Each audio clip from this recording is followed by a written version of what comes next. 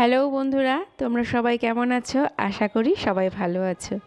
আগের দিন দুপুরবেলা যে আমি খাবারের আয়োজনগুলো করেছিলাম তার মধ্যে ছিল একটা ওলপাতার বড়া। আজকে সেই রেসিপিটাই তোমাদের সাথে শেয়ার করব। আমার ঘরে আসলে ওলপাতার শাক যদি রান্না করি কেউই খায় না, বাবা মেয়ে কেউই পাতে করে না, খেতে হয় পুরোটাই আমাকে।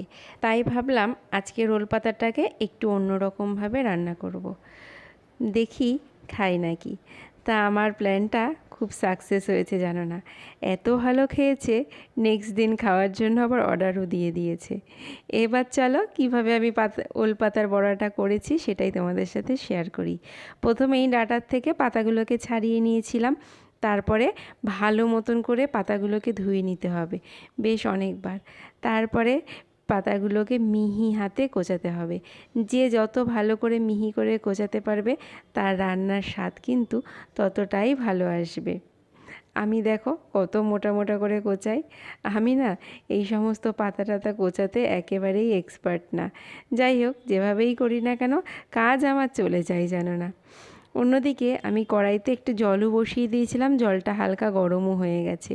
তারপরে পাতাগুলো তাতে অ্যাড করেছি, দিয়ে 3 থেকে 4 মিনিট মতন একটু ফুটিয়ে নেওয়ার পরে ছাঁকনি দিয়ে পাতাটা ছেঁকে নিয়েছি। এবার একটা পাত্রে পাতাগুলোকে ঢেলে নেব।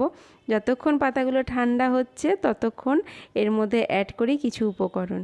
দিয়েছি 2 চামচ বেসন গুঁড়ো, 4 থেকে 5 চামচ মতন চালের গুঁড়ো, হলুদ গুঁড়ো, লঙ্কার গুঁড়ো, স্বাদ অনুযায়ী লবণ, মিষ্টি আর কাঁচা লঙ্কা কুচি। এখানে লবণ, মিষ্টি আর ঝালের পরিমাণটা ব্যালেন্স যদি ঠিকঠাক করে করতে পারো, কথা দিলাম আমার ঘরের মতন তোমার ঘরেও যদি কাউকে খাওয়াও, নেক্সট বার অর্ডার আসবে এই পাতাটা করার। তারপরে কড়াইতে আমার তেল গরম হয়ে গেছিলো, সেখানে পাতাগুলোকে বড়ার আকারে দিয়ে দিয়েছি। আর প্রথম থেকে শেষ অবধি বড়াটা যখন ভেজেছি আমি একেবারে গ্যাসের ফ্লেমটা লো রেখে ভেজেছি। তাতে আমার বড়াগুলো ভীষণ খাস্তা কুড়মুড়ে ভাব এসেছিল।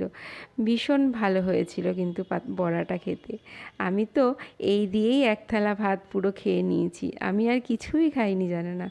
সাথে শুধু আমি একটা শুকনো লঙ্কা ভেজে নিয়েছিলাম। আমি দারুণ খেয়েছি। তোমাদের যদি এই রেসিপি ভালো লাগে তাহলে অবশ্যই বাড়িতে একবার ট্রাই করো। আমি কথা দিচ্ছি ভালো তো তোমাদের লাগবেই খেতে।